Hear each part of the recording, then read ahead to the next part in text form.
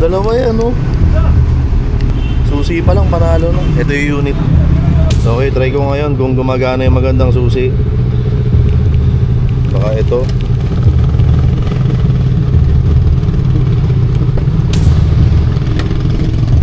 Uy! Si Mayor TV naka DA17W! Sarap magkaroon ng bagong sasakyan, guys! Woo!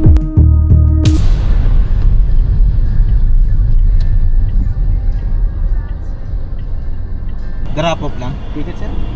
Ticket? Pasahero? Eh, hindi po. Kukuha ng pasahero. Kukuha ng cargo.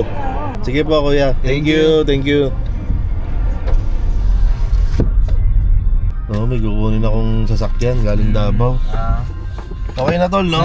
Paad na lang nung ano natin. Thank you. Thank you, sir. Ingat po. Thank you, thank you. Good morning, sir. Sinong biyahe, sir? Wala po akong biyahe. Thank you. Okay, dito na naman ako sa may Zaragoza gate. Yan, parang may isang taon na ba yun mula nung punta kami rito. Kinuha namin si Whitey. Saan ba dadaan? Doon. Papasok, kuya, doon. Ayan, dito rin namin kinuha si Whitey nun. Ayan, dito sa Tugo. Nakaka-excite yung ganitong experience. Yung kukuha ka ng minivan. Diba? Kahit maulan. Kaya may kukunin akong ano, sasakyan. Dito, sir. Sa cargo. Yan, mga sasakyan dyan. Dito po. Thank you. Bawal po tayo mag-video, picture. Kaya pinagbabawal po yung picture sa video. Okay. Basta photo, video, bawal. Yes po yan. Okay, napagbawalan tayo mag-vlog. Pero okay lang yun, ganoon talaga eh. May mga lugar na nagbabawal talaga silang mag-vlog.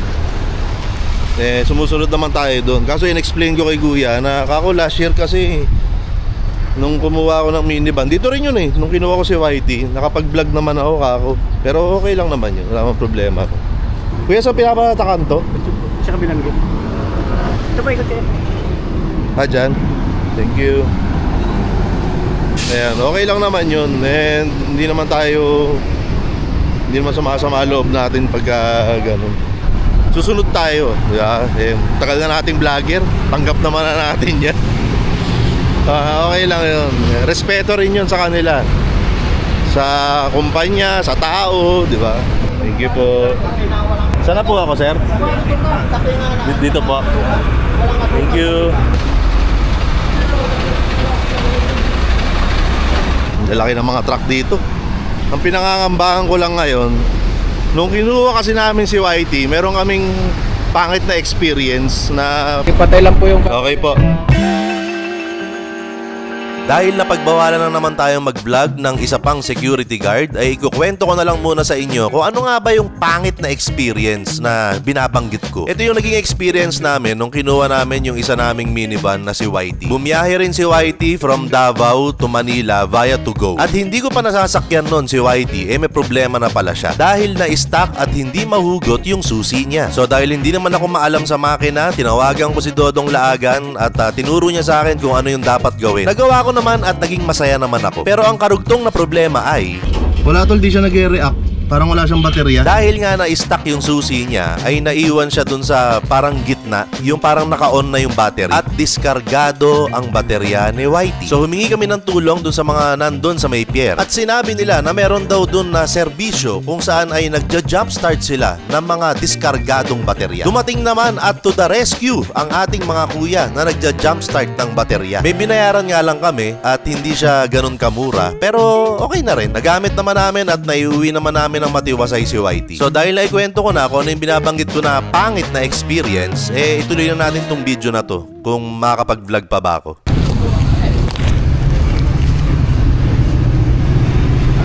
Ganda ng susi. Ganda ng susi, guys, oh. Ganda. Ito, dalawa yan, oh. Oh. Tira. Susi pa lang, panalo na. Ito yung unit. Okay, try ko ngayon kung gumagana yung magandang susi. Baka ito.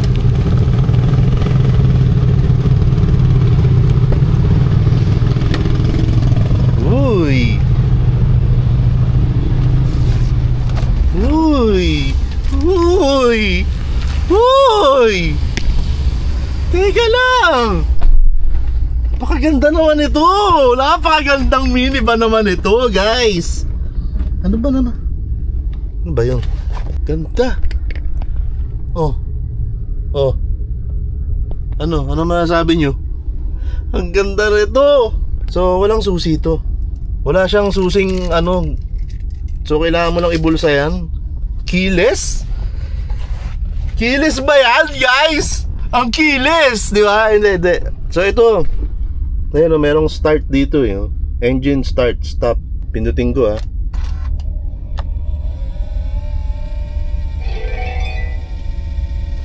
Ano nangyari?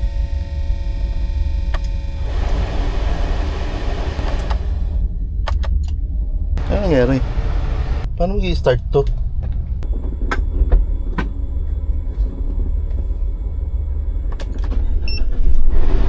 Ayun, tatapakan pala yung preno. Tatapakan pala yung preno. Pasensya na, hindi ako marunong. Hindi, walang ganun yung sasakyan ko. Tatapakan pala yung preno. Napakagandang minivan mga kaibigan. Kumpleto ba yung papel? Nandito ba? Okay, nandito yung mga papel. Wala bang cash dyan? Woo! Sarap magkaroon ng bagong sasakyan, guys! Woo!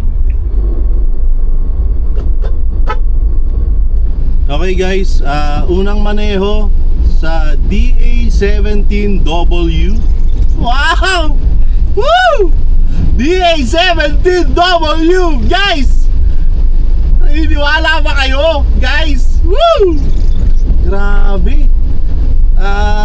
Iba yung feeling talaga ng ng 17W.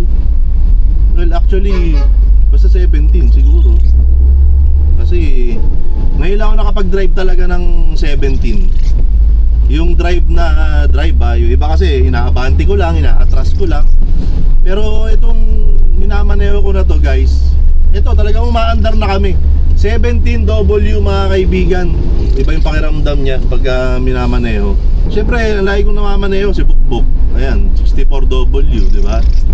Minsan minamaneho ko si YT 64V. Diba? Pero ngayon lang ako nakapagmaneho talaga ng 17. Tapos 17W pa. So parang ibang level yung meron siyang ibang level na comfort. Parang ganun. Hindi ko alam kung nasa build ba yan o nasa upuan. Hindi ko alam kung anong meron tong 17W. Parang magbabago na tuloy ang isip ko. Huy! Huy! Si Mayor TV naka DA17W! DA17W, guys. Ang bira. Pero sa una lang naman yan, manasanay din ako. Wow! Mayor TV DA17W! Wow! Beautiful! Ang galing! Diba, guys? Nakakatuwa kasi ang bilis lang nung proseso sa Tugo ngayon. Hindi tulad nung kinuha namin si YT. Parang ang daming ginawa sa akin, ang daming pinagawa sa akin. May mga pinilaan ako, may hinintay pa kaming sa loob ng opisina.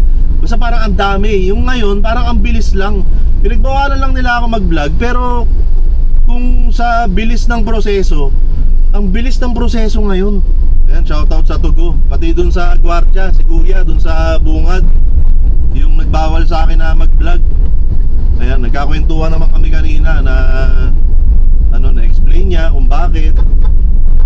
Iniisip ko nga kanina, bakit nung kinuha namin si YT, wala naman nagbabawal sa akin mag-vlog. Ngayon, nakinuha ko itong DA17W, pinagbabawalan na ako mag-vlog.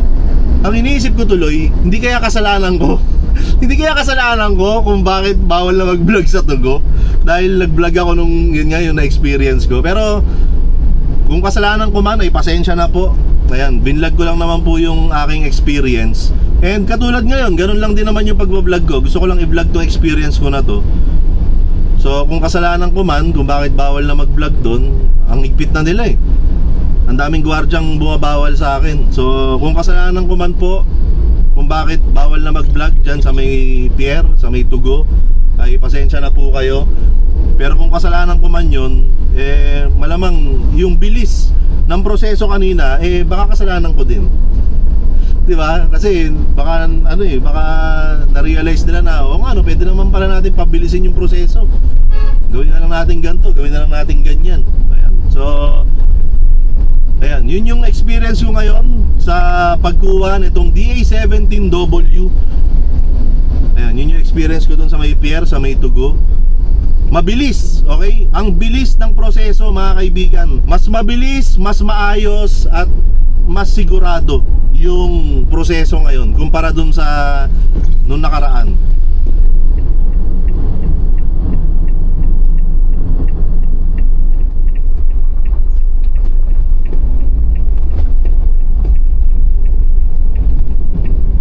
Bilis lang ng biyahe. Dati yung biyahe na yon, siguro aabutin nyo ng mga 1 oras mahigit. Yung ganong biyahe. Ang laking tulong ng yung Harbor Link, Smart Connect. Malaking tulong yan.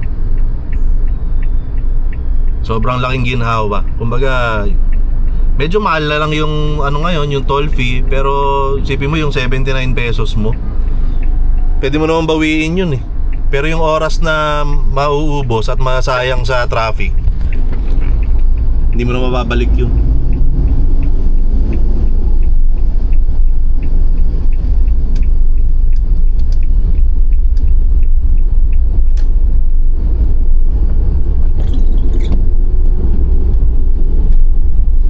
Okay, dito na tayo, malapit sa may Iza Snack. Ito na yung CJ Santos. Dito sa may Malinta, Valenzuela City.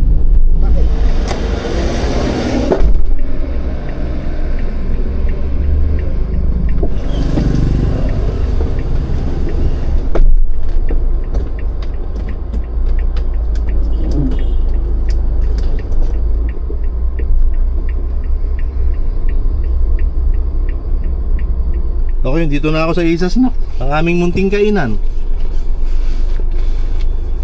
Pogi! Ayos ba yung bago kong DA17W? Yes, ang pogi!